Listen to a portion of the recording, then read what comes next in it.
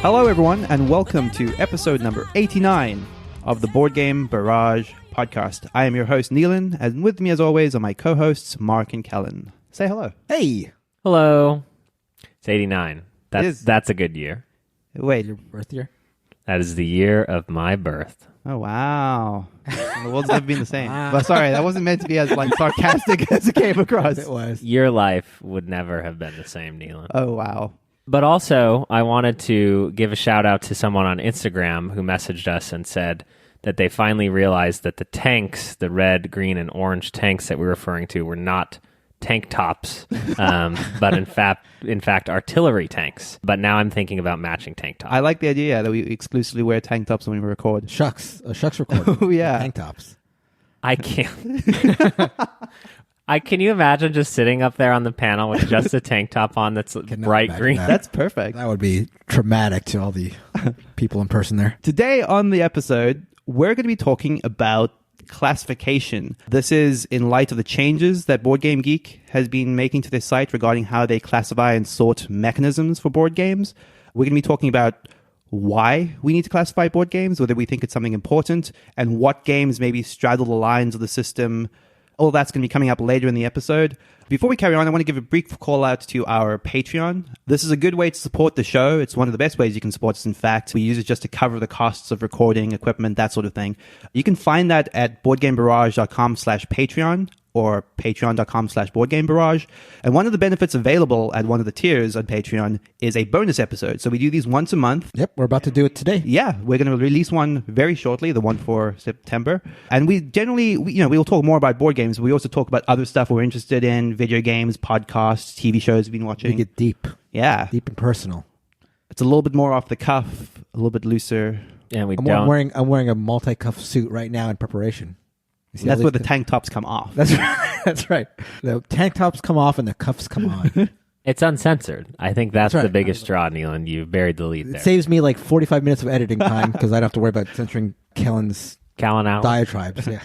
So please check this out. It's a huge boon for us. It's a nice way to show your support. Let's carry on with the games that we've been playing. Mark, what do you got for us? Way back in 2018 on my Gen Con most anticipated list, there were actually two bird-related games. I can't remember one of them. Oh, no, it was Picamino, which I've never played. But the other one was Piepmatz. And I've been searching for this game far and wide. I could never get my hands on it. I had no opportunities to buy it. Yeah. So that's a joke for anybody who's listening to the show. But I finally could have had it. I could have had it. Gen Con. I could have had it at Gen Con for $25, but instead I traded a Paco Games game for it, which is fantastic. Scrooge McDuck. But now we've played it. We've all played this, actually. I've played it about 7 or 8 times in the last month or so. This is Piepmatz, in case I haven't said it already. So this is a card game. I like to describe it as a less intense version of Arboretum. What you're doing in this game is you've got a hand of bird cards. There's 6 different suits, 6 different types of birds. Each suit goes from 1 to 6 with 2 copies of each card. So there are 2 sparrow cards that are value 3, for example, and 2 sparrow cards value 4 from 1 to 6 for each of the 6 types of birds. And what you're doing on your turn is you're playing a bird to one of 2 or 3, depending on the player count, columns, basically. And if the birds you've placed in a column exceed the lead bird, there is a lead bird on each column, then you take the lead bird and you score it, and you also get some other points. You score in one of 3 ways. You score with the seed cards that you've acquired in placing the birds and exceeding the value of the lead bird. You score by having these mating pairs. So the mating pairs are having both of any suit of bird of the same number. So for example, there are, as I mentioned, there are 2 sparrow cards that are value 2. If you can acquire both of them into your scoring, that is 5 points. So you're hunting for mating pairs if you can get them, which is difficult to acquire.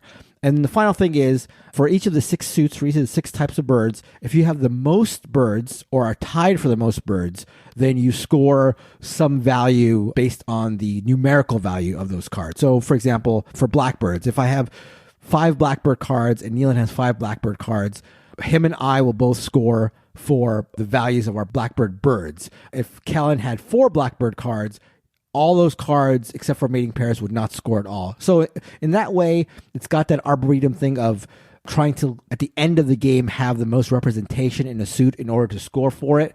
And that a little bit of the cutthroat nature where if you're a little bit off in that respect, you score nothing. It's a little nicer than Arboretum, though, because it's a ways to score, again, with the mating pairs that is not contingent on you leading a suit at the end of the game. I really, really like this game. It scratches the Arboretum itch without being as brutal or as cutthroat. It feels a little more relaxed. What did you guys think of Piepmatz? I think broadly speaking, there are two main differences between how I would classify Arboretum and Piepmatz. Arboretum I like a whole lot. Like you said, Arboretum is a lot meaner. It also feels a lot more interactive in general just because of that meanness. But also, to some extent, the way that the playing of cards works in Piepmatz felt a little bit more complex in some ways. Like there's a lot more consideration. There's like 3 distinct piles. There are 2 different ways you can play it. You can either be trying to beat the bird or sort of just fall in line behind the bird. And then each of those has numerical components as to what you're allowed to do after you do that. It feels like there's a lot more to think about before you take an action. That is traded off in Arboretum with a spatial puzzle, which has a bunch of sort of fiddly rules to it, but in some ways felt a little bit more straightforward. Yeah. I don't think I liked either of those trade-offs. For me, the interaction and the meanness of Arboretum mixed with the relative simplicity of how you play kind of wins out for me. Yeah, I would say for sure Arboretum is my favorite of the 2 games, but those are interesting criticisms. But by virtue of that as well, Piepmatz is a friendlier game, so it does feel like something that would be more accessible and, you know, perhaps go down easier with certain groups than Arboretum does. Yeah. Yeah. Piepmatz is spelled Piet. Piepmatz is spelled P. Damn it. Peep. Oh, no. Dang it. Brush up on your German. I didn't. We'll spell it later. Okay. What did you think of Piepmatz? Is what I'm trying to get to the All bottom I was of. thinking the whole time was that if someone wanted to Google this they wouldn't know because you just kept saying Piepmatz, and he's saying it over here in a stupid accent. Piepmatz is good. I think I agree with Neelan in the sense that it was very mechanical. Ultimately, it is, do you want to beat the bird in a pile or do you want to not beat the bird? And both of those have cascading effects that go in different directions. But it's not like self-evident or it's not really straightforward what happens when you do those things. There was a lot of the game where I was just asking you, okay, if I do this, what happens? Right. Like, because it's, you do a math equation, then you do another math equation, then you check this pile. But with that said, for a small box card game, it offered a lot of decisions. I enjoyed playing it. And at this point, I would not turn down a game. I actually don't personally like Arboretum from a spatial puzzle perspective. So I probably prefer Piepmatz at first blush. But I think I love these type of card games. And so in that vein, you know, I'd be happy to play more, happy to try to figure out how to beat you. You know, we've talked a little bit about the problems or perhaps perceived problems of what happens when I go deep into black and then one other player also goes into black, but then Dan is alone collecting yellow birds and he can get the majority of that color just by virtue of no one challenging him. And there are games that do a good job of sort of mitigating that for me, but sometimes it feels like you may be halfway through the game and in a position where you're like, well, multiple other players chose to go against the 2 suits that I went into, so now I'm at a severe disadvantage going into the last half of the game. Which is funny, actually, because it feels similar, and we won't cover it for too long, but Mark introduced me to Irish Gauge, a game that he talked about last week and really liked, and I also really liked this short, under 45-minute train game distillation thing. But that has sort of a similar thing, but it's so impacted by the ability to buy shares in the companies. So there's sort of the suits of trains that are on the track, and you could be disadvantaged if someone goes into it with you, but then you have a shared incentive to make that grow together. So it's an interesting thing that I feel like works really well in Irish Gauge, which is that you may want to go it alone because once someone else invests into that color, the dividends are split. You're now both getting the benefits, but then you actually both have an incentive to build it up together.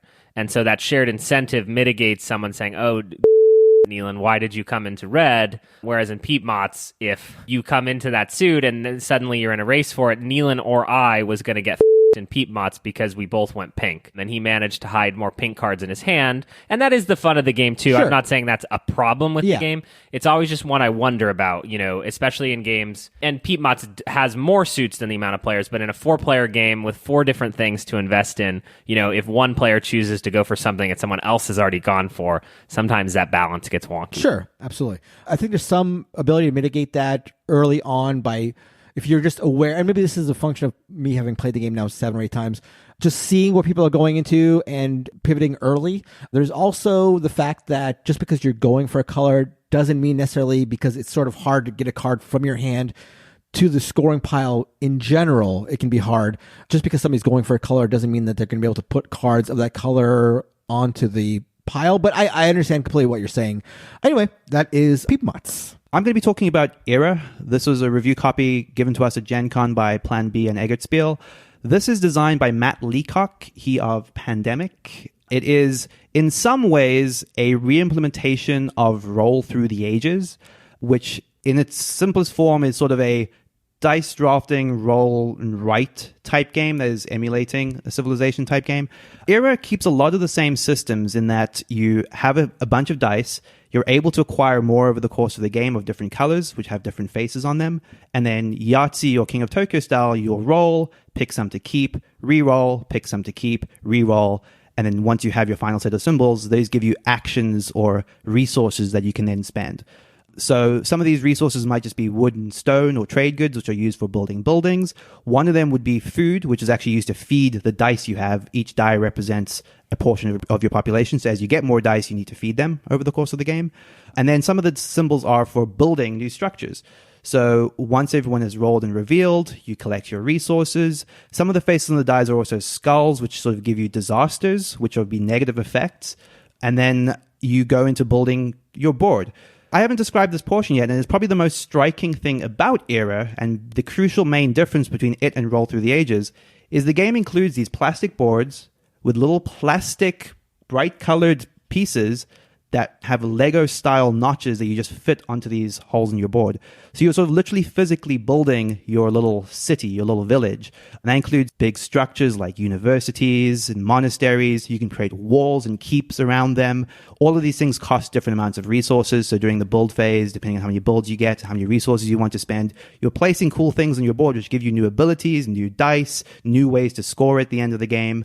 And you just sort of keep doing this until several of the building piles have run out, in which case the game ends. Everyone scores and that's it.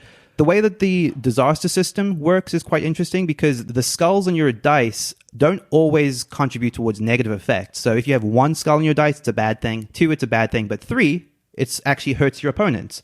4 is bad for you. 5 is bad for your opponent. So there's a little bit of a push your luck element to rolling the skulls, which is interesting. It's not necessarily going to be bad if your first roll has 2 skulls. You might want to push towards 3, for example. So there are fun little ways to interact with other people's boards. There's another degree of interaction, which are these swords and shields, which you can use to steal resources from other players, and they can use to defend against you. So there are definitely some points of interaction, but mostly you're sort of trying to build a high-scoring village on your board so that at the end of the game, you score the most points. There are points for having the biggest walled area, for having collected more culture throughout the game. There are negative points you can get. And that's basically the gist of the game. You guys played this at Gen Con. Yeah. Before I get into my thoughts on Era, what was your impression of it? So I played this at Gen Con, and I'm a little fuzzy on it, but I remember liking it. I do like the push your luck on the bad die result thing, which is interesting and something that you don't really see in these games where you're rolling dice Yahtzee style and you're getting locked out of bad dice. It's kind of a nice mitigation of that. It's hard to see past the sort of overproduction, because we have this game now on our table as we're recording, and like these pieces are just massive. Like the player board where you're fixing your buildings is like this big yellow board with these little holes all over it, and the building pieces are these massive things. So I remember enjoying it, not being necessarily blown away, but liking parts of it. I mean, it's essentially a roll and write. Right, but, but that's $80 or how many dollars? Well, this is the thing I want to get to, which is, so the thing that Mark described is I use the word toy factor a lot. This is like the epitome of it. Yeah. This does feel like you're literally playing with Legos, and that comes at a cost. We spoke about this a little bit last week with Tapestry. There is a price to pay for this much plastic. It's literally, a typical square box game where half of the volume of the game is plastic. And that's expensive. The MSRP of this game is around $70, which I think undoubtedly component-wise, if we were to evaluate a game purely on the physical production, is not unreasonable. But for the scope of what this game is offering, which, like you said, Kellen, is basically a glorified roll and write, something that is somewhat recreated in other games that we've liked recently, like Cartographers, for example, it's just a lot to ask. Like, you'd have to really be invested in the physicality of the pieces. And it seems especially sort of worrying to me where it shares so much DNA with Roll Through the Ages, which is a much older game that you could get for $20 probably. Obviously, the spatial puzzle is probably going to be a big part of that consideration, so that might be something you would want specifically, but I just find this really hard to justify given the experience. Now, I've played this several more times than you guys have since Gen Con, and I had this curve of, again, being intrigued enough by it at Gen Con to want to talk about it more, but each time I've played it, it's just steadily dropped off in my appreciation. I don't find it that compelling, even as someone that likes spatial puzzle type games and roll and writes. I just find it a kind of staid experience that certainly doesn't justify its price. So there is two things I wanted to comment on Era. One that I really like, and I don't know if it's played out in further games, but one of the things that happened at Gen Con is because you are rolling your dice behind your screen and because you are Yahtzee rolling them, there's this element where the trade-off is, do I go for swords to fight other people? Do I go for shields to protect myself? Or do I collect the resources? Am I just moving up on the tracks to get good stone, wood, and food, all the stuff that I need to build buildings? But as you're rolling those dice, I kind of go, oh, a handful of swords back here, boys. Right. Like, you guys are about to get got. Like, right. Don't. But what you're doing is just pure bluffery, because what you'd actually hope to do is that everyone else wastes their turn getting shields while you use an incredible turn getting resources.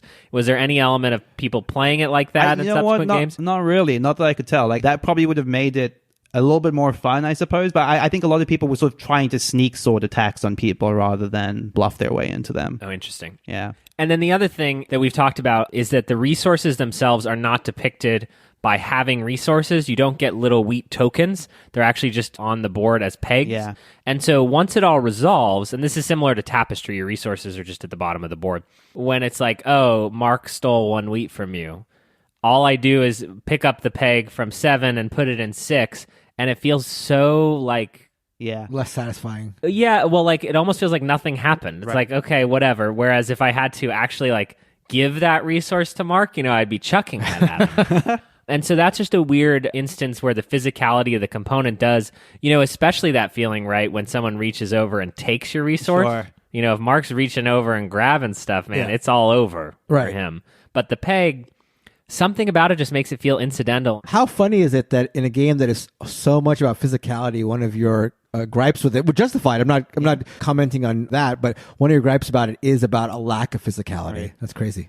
The main reason for it mechanically is that each of these resources is capped at a different value, which is in itself a little bit silly, but it still doesn't seem to justify the lack of what could be a really good physical component. So for you, Neelan, like, if this is stripped down to its core elements, that is to say, like, if the setup and like the pieces and the teardown wasn't a factor, if this was boiled down to a roll and write, the foundation itself is not strong enough to warrant you enjoying it even on that level. I wouldn't say so. Yeah, at several points while we've been playing this, I've been trying to imagine this as a literal roll and write, or a cardboard tile game, say, where you're just placing tiles in a grid. I just don't think the game I've ever felt that compelled by while I was playing it, despite the overproduction, right? Which is undeniably fun. It has a beautiful cover, beautiful artwork on the front.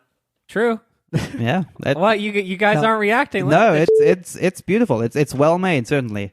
That is, I think, all I have to say about Era Medieval Age. Kellen, what you got? All right, so let's talk about a game that we all played together, and I will not bury the lead like everyone else on this podcast does, that we loved playing together. This is a 2017 release from Atlas Games. This is Cursed Court. Cursed Court is a very straightforward gambling game. And who knows what classifications BGG puts it at, and who the cares? So proud of yourself. I winked. What do you mean? You held for applause there after that comment. In Curse Court, there is a big board in the middle with 9 nobles on it, pictures of nobles. Think Splendor and 9 different versions of Homeboy from the cover in different genders and races, but pretty much the same thing. 9 nobles arranged in a 3x3 grid placed in the center of the table. Everyone gets a card with a picture of one of those nobles placed between each player. So in a 5-player game, I have to do math. There are 4 cards. So there'd be one between Mark and I, there'd be one between Neelan and I, and we all get to look at those cards before the round begins. And that depicts one of those nobles in the 3x3 grid. And those nobles will hit, meaning when scoring happens, that card exists. So the way that the game works is you're placing a series of bets on different configurations of those 3x3 nobles. One of the simplest bets that you can make is that one of the nobles will hit. So if you have the card between you and Neelan, that's a pretty safe bet. You can put your marker on that picture, and if it's still there at the end of the round, you will score points because you know it's there. But remember, only you and Neelan know it's there.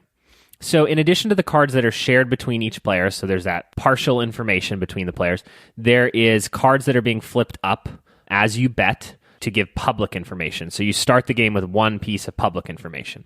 So not only are you betting on that the cards will show up at the end of the round, but you're also betting on different configurations like diagonals, rows, columns, all of the edges of the 3x3 grid, all of the orthogonal pieces to the middle. You're betting on the 4 in the bottom right corner, the 4 in the top left corner. So there are a lot of different bids that you can make. And when you make a bid, you can attach your poker chips to it. And these poker chips are not points, they're not money at the end of the game, they're not anything but the strength of your bid. So you can bid 5. And in order for someone to knock you out of a space, because only one person can be on any one space, you must double their bid. So if you bid 5, someone has to put 10 pieces under their piece in order to knock you out of that space. So a lot of what the game actually is bluffing and doublethink and determining who knows what about what's going on the board, because you will not know everything. So someone might start the game by putting a huge bid on one card, and that means they know something, or they're trying to get you to get So everyone will ultimately get 4 bets out onto the board each round, and then it'll score, and then you'll wipe, and then you'll do it 2 more times.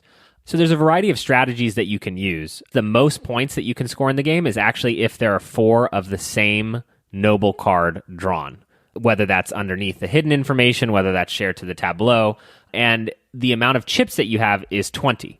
So if you want to ensure that no one will ever be able to kick you out of a space, you have to bid 11. So a lot of our rounds of this game started with someone bidding 10 or 11, daring someone to be the one person to double up on them. But you never know if people are just seriously bluffing you. So a lot of what you do in this game is actually look at the colors on the table, at the bids that people are making, look around at all the other players and try to figure out at what those cards are. And I just have got to hand it to Neelan, because in the first round of this game, his bids... I'm sorry, Neelan. It was kind of cute because Mark is playing 4D chess with us, trying to bluff us out. And Neelan just beelines for all the information that he knows in the corner. All 4 of his orange tokens were right in one area. So it's I wonder what the Neelan knows, because none of those cards were out. Right. And it was just I looked at your pieces and I looked at your smiling face and I was bless his heart. The thing that was hard to gauge in the early portion of the game is how much people would be willing to double up on someone's bet. So I had this sort of very undervalued perspective of the chips. So I'm I'm putting 3 or 4 things in thinking, no one's going to spend 8 chips to beat me there. And meanwhile, that happens all the time because you just run out of places to play, really. Yeah, you play this over 3 rounds, 3 scorings. And I was doing okay after the first 2, but I was playing sort of filling the game out, playing a little bit on the conservative side.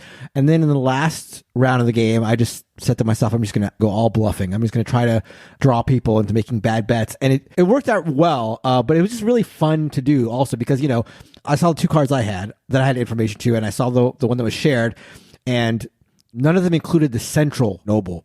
That noble, because it's in the center, is sort of part of a lot of different configurations. A lot of the configurations that are available to bet on go through that middle character. So that middle character wasn't visible. So I just said, I'm going to put a small bet on the middle character just to sort of intimate that I know that maybe it appears at least once. And having that information that nobody else had that misinformation that nobody else had was sort of fun to see that people were making other bets, not necessarily taking me out of the center spot, but like making bets with the assumption like, okay, I can bet on the 3 row in the middle because I know that Mark's made the middle one. So even if I don't think it's worth pushing him off, I know that these 3 are going to come through. So just seeing like how that cascaded throughout the game was interesting. And then at the end, when people are starting to get desperate because the spots are running out, somebody did make a big push and knocked me out of the middle, which first of all locked her out of making a good bet because that bet was a garbage bet because that card wasn't available. At least I didn't think it was available. It could have been, but nobody was challenging me on it, so I had a feeling it was not going to be scoring. But then it gave me my token back, and so I could replace that bad bet with a good bet. It was sort of a fascinating aspect of the game. There's something really simple that I think this game does really, really well, which is that it's in your best interest to bet strong early if you think you have precise knowledge, but the knowledge that the table has is only ramping up as each round progresses, because something that Kellen points out very early is that you very quickly get to a point where, oh, no one cares about this lady in the corner, so probably no one has seen that card. And because all of the cards are known by someone at all points in the game, there are no cards that are just flash revealed at the end. Like someone has seen every card that is going to be revealed at the end of it. So if that spot is never bid on by anyone, you can safely assume that it's probably not in the grid.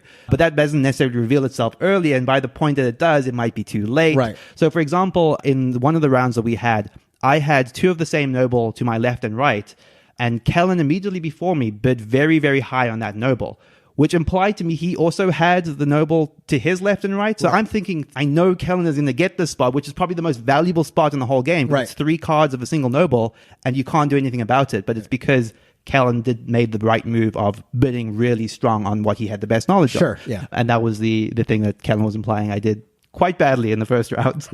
Although that was my best round, actually. I think that it's so fascinating. I think fascinating is a good word, because by the very end of the round, when everyone just has 1 bid left or 1 token left to place on the board, you pretty much know what's not there. Right. And you know it's not there because all of the pieces are either jammed in one corner, jammed in the middle, or jammed, there's an empty area. And without communicating with each other, we've all told each other, you probably don't want to go up there. And so in that third round, what Mark did was so fun is because he built infrastructure that was just a lie. Right. And then that lie, without anyone speaking, Dean contributed to the lie, and then someone else jumped into the lie. And suddenly Mark's just over there laughing at us, and we've bet everything that must be it. Otherwise, we lose. Right. Another thing I was concerned about was that the 3 rounds with the white between would just result in a game that plays the same between round 1 and round 3. But what I found is that I got to a lead in round 2, and so I actually played round 3 more conservatively than I wanted to. Maybe led to my downfall to lose the game in the end, but there is some sense that in the first round you go big, or if you get a lead, you might have to play a little bit differently or evaluate it because your actual scores are pretty relative. And there may be turns where you're actually trying to hurt or target someone specifically, because as long as Mark doesn't score points, I'll win the game. Right. So this is Cursed Court. This is one I've already spent an hour today dreaming up my Pokemon retheme. That's not a lie. I've been Googling Pokemon cards and how to acquire some from the original set, because those cards could be the ones that you flip over, and then you have like a beautiful art in the middle. That's awesome. Because I don't need another Splendor game in my life, because nothing can kill Splendor. That is Cursed Court from Atlas Games. I imagine we'll be playing more of this. Yeah. 100%. Mm-hmm. Okay, so at this point in the show, we usually like to read a review. This is a good way to support the podcast. You can do this in iTunes or Stitcher or wherever you leave your podcast reviews on your preferred platform. This one came in via email. Comes from I think it's pronounced Target. It says, "Dear Sir or Madam, for over 20 years, Target has operated retail stores selling various goods under the Target trademark, using its distinctive red and white logo in promoting its stores and services. It's come to our attention that you're using the Target name in your podcast Board Game Barrage. This unauthorized use is in violation of Target's trademark and copyright rights and constitutes trademark and copyright infringement. Target does not authorize, sponsor, endorse, or approve of your business." 0 stars. That sucks. That's Kind of a bad review. Yeah. Well, I mean, I guess... It had to happen at some point. I guess you could be honest, but that's a sort of a bummer review. Well, we did say we'd read them all. So, yeah. You know, okay. Keep sending them in. Preferably a little more Yeah, a bit upbeat, more upbeat positive, than that. but Exactly. each their own. They didn't pick a tank, That's true. Yeah. That's but true. they're obviously red. They did mention red in there. That's implied, maybe, yeah. Let's pick things back up with our feature topic for the week. We're going to be talking about board game classification. So this was inspired by BoardGameGeek. They've been making a lot of changes To the recently. Yeah, the site redesign has sort of come recently in the last week with a rework of the way that they classify board game mechanisms. So let's start with a little bit of background about how this all kicked off. So BoardGameGeek sort of used to sort of broadly classify games by a handful of mechanisms that you would have imagined, stuff like area control, worker placement, that sort of thing. Auction, stuff like that. Yeah, and the category system, it mostly worked. It was a good way to give a brief rundown of what sort of systems the game incorporated. So earlier this year, Jeff Engelstein and Isaac Sharlev published a book called Building Blocks of Tabletop Game Design. It's mostly intended for game designers, I assume, but where they broadly categorize about 200 different game mechanisms divided into 13 categories. I think it's worth very quickly going over what the categories are. So the categories of the types of mechanisms are action mechanisms, area control, auction, card-related, economic, movement, resolution, set collection, structure, which I guess is this broad structure of the game, turn order mechanisms, uncertainty, victory and end game conditions, and worker placement. And these get further subdivided into, like I said, it's a subtotal of 200 different mechanisms which fall into these different classifications. They also have little codes that are associated with each one. So, for example, one of the mechanisms might be ACT-01, which is the first sub-mechanism in the action mechanisms. And BoardGameGeek sort of has chosen to sort of surface these onto the site for their games, where for each game you now see the very distinct mechanisms that are most strongly associated with these games. So let's get a very quick sort of taste around the room. You guys have sort of seen this happening over the last week. Broadly speaking, how do you feel about the change? I like them. I'm all for more information being available. I have like what I believe is like a human nature attraction to classifying things. So I like it. I think there's just more information about the games, and I think it's a refinement of classification, and I like it in general. I'm opposed. If Mark is in favor, I will always be opposed. So let's just do this. Looking at the category Awk 1. Oh, I love Awk 1. Awk 1 through Awk 1 is my favorite Awk. Awk 1 through Awk 16. Open auction, English auction, turn order until pass auction, sealed bid with cancellation, constrained bidding, once around auction, Dutch auction, second bid auction, selection order bid, multiple lot auction, closed economy auction, reverse auction, dexterity auction, fixed placement auction, and Dutch priority auction. Is it important, Neelan, to have all 16 types of auctions depicted here? Well, I was going to say, I still don't know what type of auction Taj Mahal is, despite all of those subclassifications. So it's inherently weird. Like, even like you listing all of those, I don't know what they mean. I mean, this is a reason to look them up. Like, if you sure, and to BGG's credit, learn for once in your life. Well, I mean, they do that. I will say, you can click on each of these, you can find out what they mean, but my counter, I think I'm against them as well in general terms, Mark, because like, BGG is at once, yes, a good way to be an encyclopedic classification knowledge database of board games. And I think these serve that function perfectly.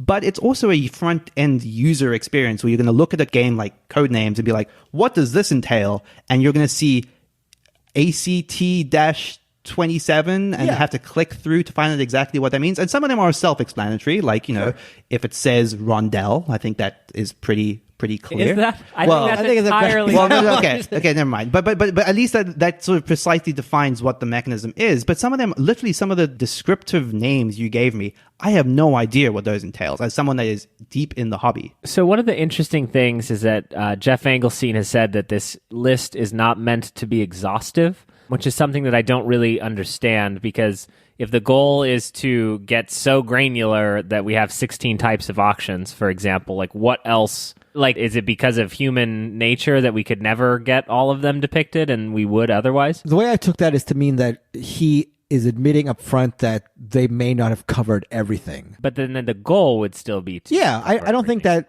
him saying that is a refutation of the idea that the goal is to get everything. And so how does this make you feel in conjunction with like music and stuff? Because hearing teenagers and 20-year-olds argue about what genre of music something fit into, and like specifically going into the subcategories, we're past rock and roll, this is new age, Britpop or whatever. Yeah, and like those arguments always devolve into nothingness. Well, yeah, sure. I don't know if there's like very much meat on the bone, or there's very much weight to the argument, or reason to get up in arms about it. But I think it's fun. I think it's fun to like classify music into thrash metal versus Britpop versus indie folk or whatever. I think it's fun. It's a fun thing, like, to do that kind of thing. I mean, you're preaching to the choir. Like, I'm exactly the sort of nerd that would go down these rabbit holes on classification so and enjoy it. to my side. But I still don't think it's a valuable service to most people. Okay, that's fine. And I do think that the implementation is not where it should be. And I think it's probably the implementation is not where they want it to be. I mean, that may be true. So if some of this information, some of these like subcategories and these coding, like the way that games are coded, if it was available but maybe a little less in your face when you went to a game, I would vote for that. That'd be fine. But I like the idea that they're making this effort to codify all games. I think it's cool. I think in the most shallow way, it is a noble pursuit. I mean, it's like being a historian of board games. It's like...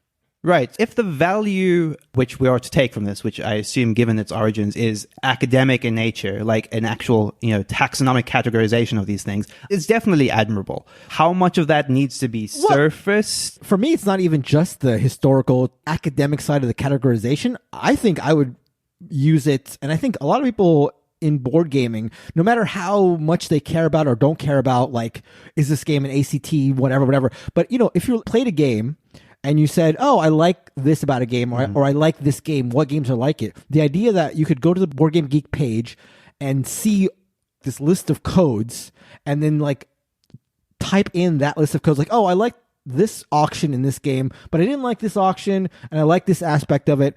And then if you could say, okay, well, this code, and this code apply, I'll do a search for these three codes, I think that gives you a result of games that are probably what you're looking for, much more than like card drafting. Sure. In theory, I would agree with you. But I do think that this breaks down. It might not be in anyone's best interest to give a specific example, but I didn't have to go very far to find this example. I thought, what would be like a game that everyone knows, that, everyone would kind of know the sort of game it is, that would have broad appeal, and I thought Codenames. Okay? So I looked at what Codenames, how it was classified before and how it was classified afterwards. Yeah. Obviously, BoardGameGeek is in flux constantly, so this snapshot is from about a year ago. So Codenames used to be classified as memory, partnerships, pattern recognition, press your luck. Feels about right? Yeah. I like pattern recognition, feels like the main key thing where you're trying to find groups of words that coalesce together. It is now categorized, and I'm going to leave off the codes because I think that's counted to my point here, as team-based game, push your luck, memory. That doesn't sound like Codenames at all to me. Team-based...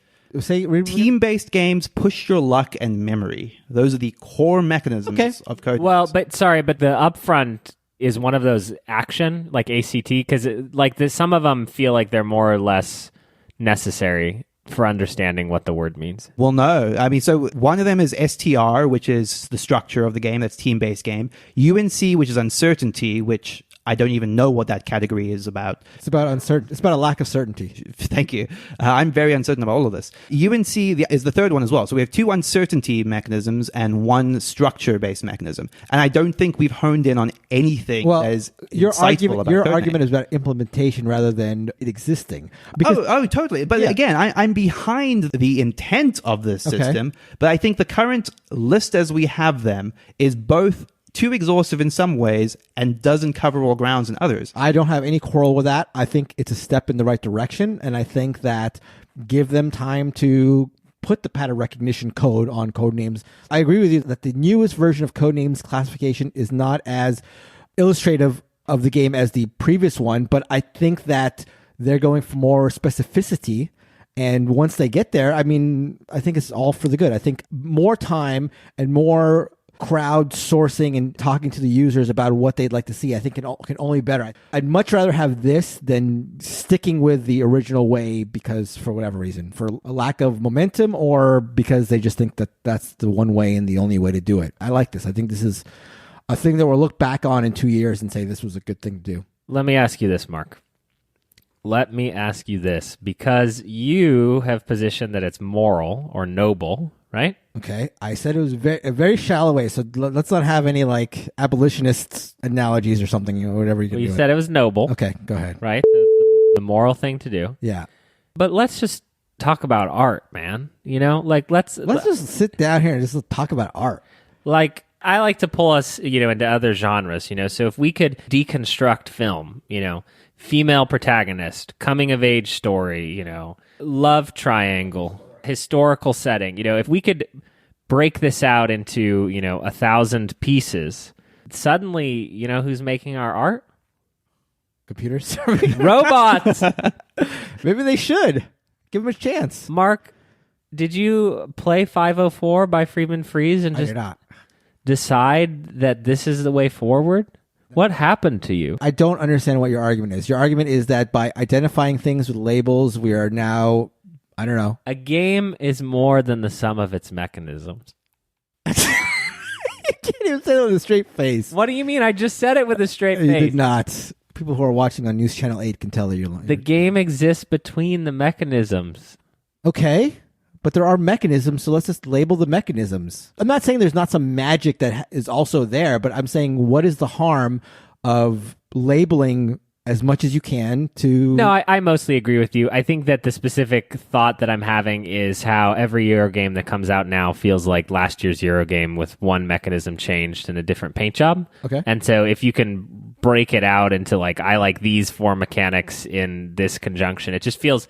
Something about it feels mildly cynical to me, to be honest. And I'm not I'm not talking. I'm just like something about the idea that you could classify games in this way feels cynical. I'm going to go one step further and say not even cynical, but offensive. Because like to say that you could have two games that have the same list of mechanisms and someone could broadly look at these, these games share. And let's say that we break down the system further, where 5 years from now, we have 500 mechanisms that cover all possible things, right? Sure. And we have two roll and write games, for a bad example, that use 20 of these different mechanisms, right? You're saying that like now we've classified these two games. Someone is going to look at one of these games, find the other games that have this cross-section of mechanisms and be like, I should play all of these other games. Like, you can't quantify every element of a game. You can't, like, even the most important parts of a game can't be mechanically quantified in that way.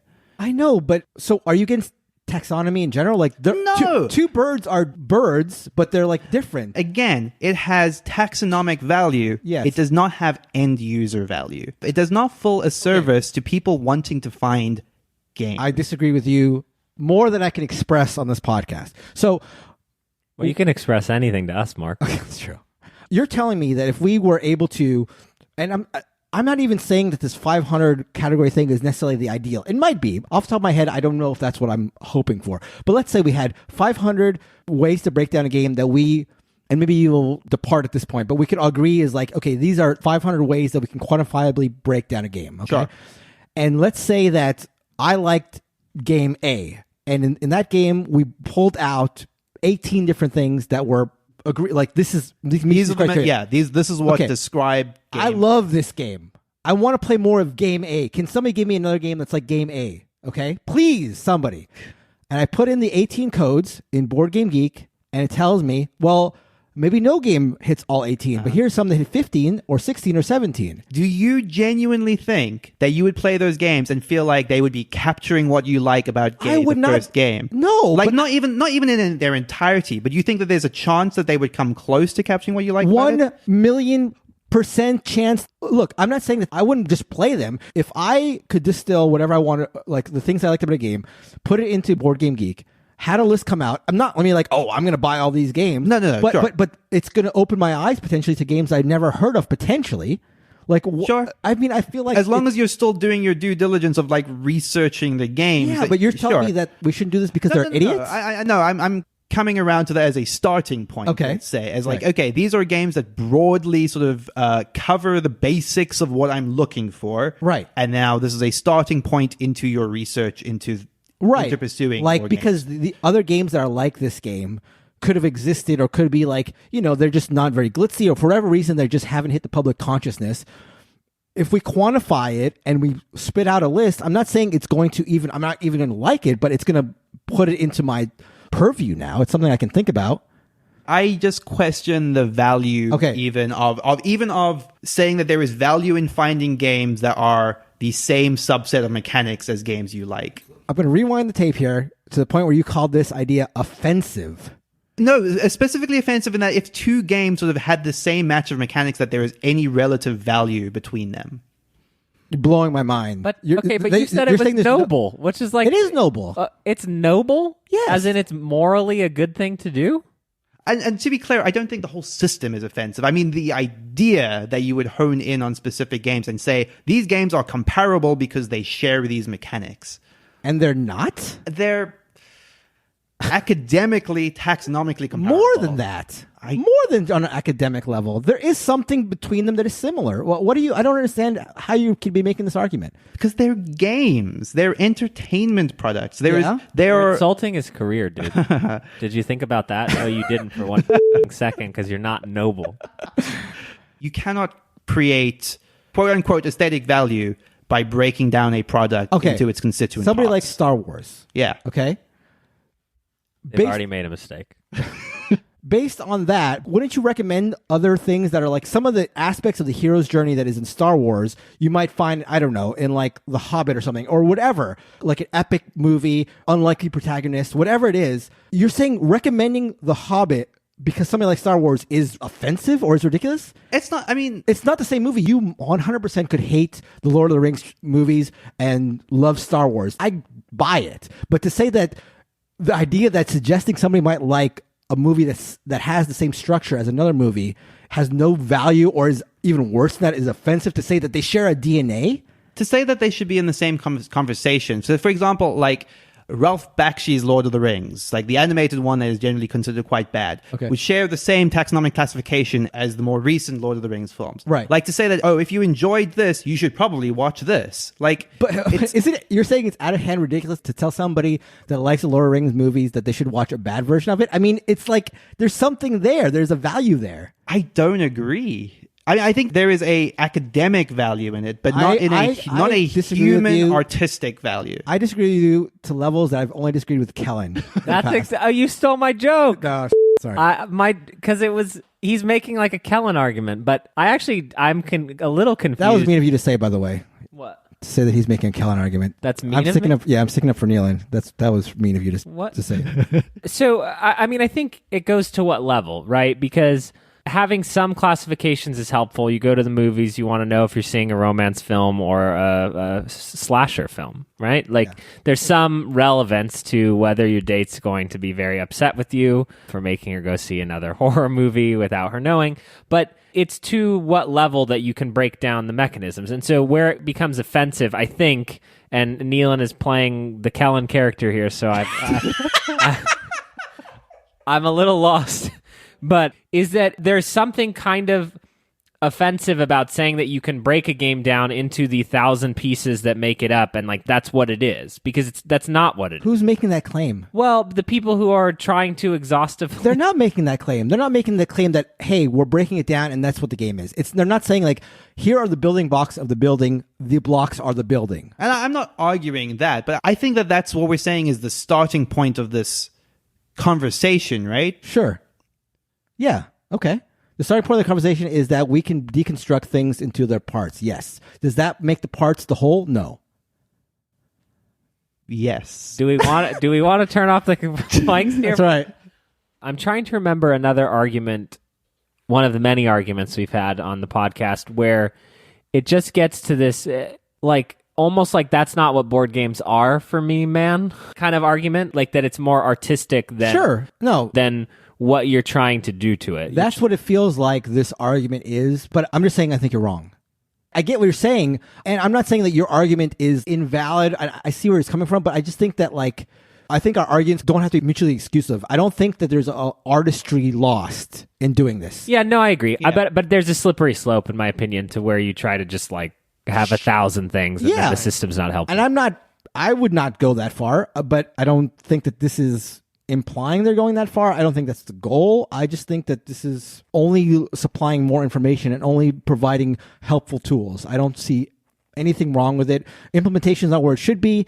Classifications are not where they should be, but this is all in the furtherance of good things. Right. I think that there's also a broad assumption that I may be playing up more than makes sense, which that we're describing the be-all, end-all of a given game when we're specifically talking about its mechanisms, right, which are literally one part of what makes a game, which anyone would say is just one part of what makes a game. Like, it's obviously divorcing it of art, theme, emotion, etc. Right. But I mean, I would not be against classifying all that stuff too. No, what? Were you going to classify the story breakdown, the art breakdown, the theme breakdown of a game? Well, I don't think some things lend themselves to, in terms of board game, breaking them down. But if you wanted to say like theme, sci-fi, or whatever, like some people might like sci-fi themes. Why not tell them where to find them? SCI-01 robots? Yeah, I'll go SCI-100 if you want to. SCI-02 robots from the far-flung future. SCI-03 robots from the 1950s. Like, this is why terrible. not? Why not? What are you scared of? I'm scared of the loss of art, the loss of humanity in what we're describing here. We're describing experiences. We're not describing machines. Right. You just want people to wander into these experiences. You don't want them to find a place where they can find them. I just think that having these breakdowns, it just opens it up. And yes, it's hard to find now. It's not presented well. But if this was presented well, somebody who likes sci-fi games, who likes a certain type of auction, who likes a certain type of whatever, co-op, I want a semi-co-op where this happens. I want it sci-fi from the 50s, and I want it to have these two types of auctions. Why not tell them where to find him? That's only good. The Mona Lisa, MYS-01. Mona Lisa is just a mysterious painted figure. woman. Next. VER-03, vertical strokes. I mean, you could break the Mona Lisa down into ones and zeros. I am loving this. I'm just going to let the two of you argue this out and abscond to the bathroom because I think I'll have two new allies in both of you soon. I'm excited. I don't know. I just feel like this is like some sort of weird fear that I just don't get. I don't know.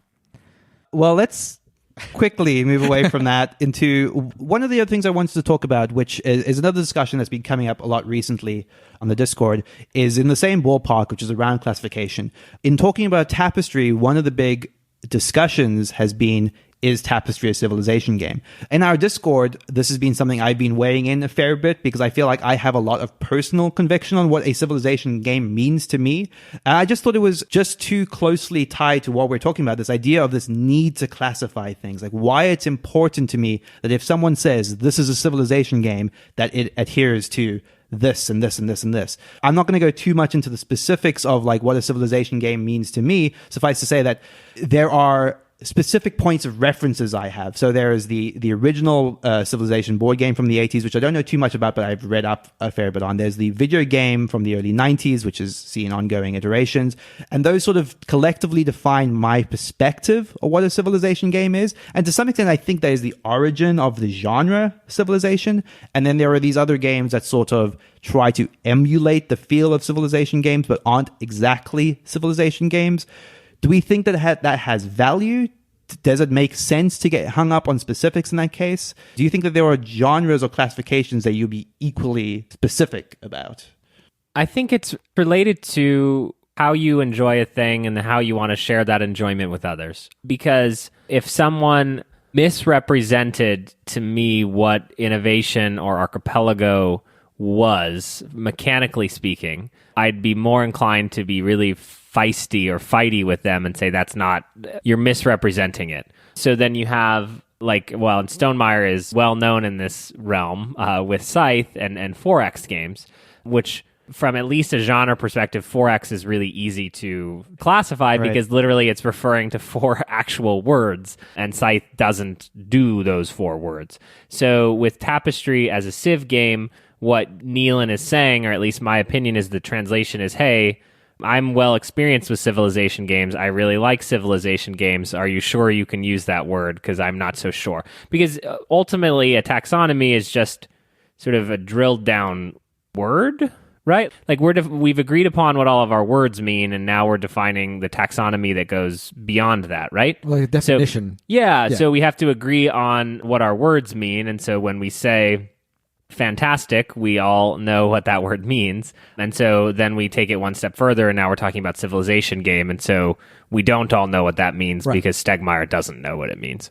And for example, the idea that Tapestry is called a civilization game by people doesn't bother me. I think there is an essence of a civilization game for some people. Like I don't have any problem with somebody calling it a civilization game. I would say that it has enough things that are not what I would consider a civilization game to, in my mind, not classified as a civilization game. But if somebody's looking for a civilization game, I can see why Tapestry would be recommended to them. There's enough of an essence there. Right. And to the same extent, like that was part of the initial appeal to me. Yes. Certainly is like, if you describe it, hey, that we're doing a civilization game, it plays in under 2 hours, then suddenly I perk up. I'm like, yeah, I want to play that. And yes, Tapestry does deliver some of the feel of what a civilization game is. It's undeniably a civilization-themed game, and it abstractly represents all the things you would want from a civilization game. It just doesn't feel like my understanding of what a civilization game is, and I don't think it's worth breaking down that super precisely, because it's hyper-specific to me. Right. But, I mean, broadly speaking, does this feel like playing either the original Civilization board game or the Civilization video game, or games that are more widely considered to be Civilization games? Does this feel like those games? And I don't think it does. Right. I just think that I see all these classifications and all these things as guides. So where I don't continue on the road is where people get super intense about this. Like, I know the Tapestry thing has been a very big point of contention recently. Like, is it a Civilization game? And I just feel like arguing about it to some level is fine and fun, and it should be fun. But when you get to like people who are like die hard, like this is not a civilization game, and how dare you call it a civilization game? That side of things is, I don't know what the purpose is of standing your ground on that. But that's what you're arguing for earlier in the show. What? Like this more precise classification. I'm arguing that they should exist. This precision of classification should exist. But I'm not arguing that there should be a big, huge argument over them.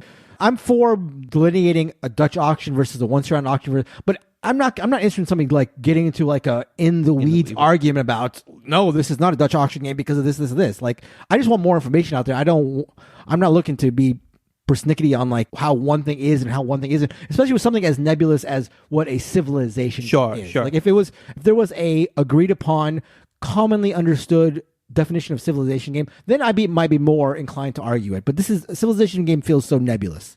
Well, but then by bringing this new taxonomy, they basically have invited that argument, because the forums are just rife with people asking questions, and Jeff Engelstein and a bunch of people sort of trying to sort out whether a game fits into a certain mechanism. For example, there's a big thread about whether Great Western Trail should be classified as a rondel, because rondel is one of their subcategories. And then about half the thread is people saying that a rondel is actually shouldn't be a mechanism, because it's just a closed loop action selection system, so that it's already a subset of something else. So it basically inspires just a ton of arguing, right? Yeah, but I think there is a noble level where people can argue for an academic or a like, hey, let's get the most information possible pursuit. And then there's like a ridiculous level of it. Like, you're not going to figure out what the classifications are unless you talk about it, right? You're not going to get to anything unless you can talk to bounce the ideas off people. But there is a level of absurdity when somebody who's like will not budge on the fact that this is not a blind auction because blah blah blah blah blah. Like, but you do need to talk about it. You do need to discuss it, and I do appreciate like passionate arguments one way or another. I just think that there is a relatively clear level of absurdity that I don't think anybody should agree to, but.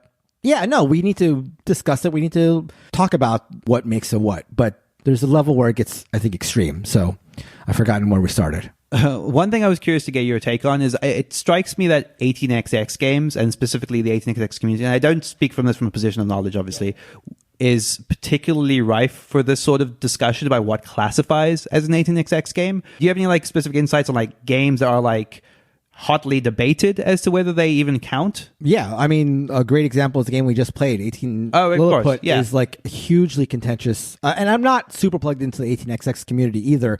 And there's like an insular nature of that community that breeds this sort of questioning of what qualifies and what doesn't qualify as an 18xx game. But 18 Lilliput is like a game that is super hotly contentious about if it hits enough boxes to qualify as an 18xx game. There's a number of games like that. So I guess like more broad than that is like ultimately if we decide, or if the 18xx community decided that 18 Lilliput wasn't an 18xx game or was, would it matter? It wouldn't matter, but I'm all for people saying why. Like, just tell me why this is not an 18xx game. If enough of the 18xx or the board game community agrees it's not an 18xx game, fine. But like, tell me why, and let me find out if I like this exception. And if I like it, then I can maybe find games that are like this exception. If it's not strictly speaking an 18xx game, sure, fine. But why not figure out why? Why not have given figure out me why? A great joke, Neelan, and I want to pursue it. So the checkmate against the 18xx crowd is that all you have to do to make an 18xx game is name your game with the word 18 in front of it. So I'm going to make like a children's dexterity game that has some elements of 18xx and name it like 18 plushy animal and then try to self-publish like 20 copies on Kickstarter just to get this on BGG and then get it like labeled under their mechanism. Right. Oh my God. Nice. They're going to love it. Upset. I'll be a legend. So I suspect that as soon as this episode airs, we're going to get a lot of discussion about this on the Discord, as it's already been popping off pretty strongly over this past week. So that's as good a time as any to tell you to join the Discord. Yeah. Please do it. Wade in. Yeah. Come in to give us your thoughts about this and anything else we talk about. It's a very vibrant, active, fun community. It's at boardgamebarrage.com/Discord. And if you don't know what Discord is, it's just glorified chat. You join a website, you sign up. You don't even have to sign up. You just join. You start talking about board games with a lot of passionate people. Yep. So please do that. Otherwise, that's going to wrap it up for the show. You can check us out on all of our social media, on Twitter and Facebook, on Instagram. Thank you, as always, to everyone that supports us, all of our patrons, anyone that's left a review. And thank you, as ever, to Heart Society for letting us use What's on Your Mind, Kid as our intro and outro music. And that's going to do it for the show. Goodbye, everybody. See ya. Bye.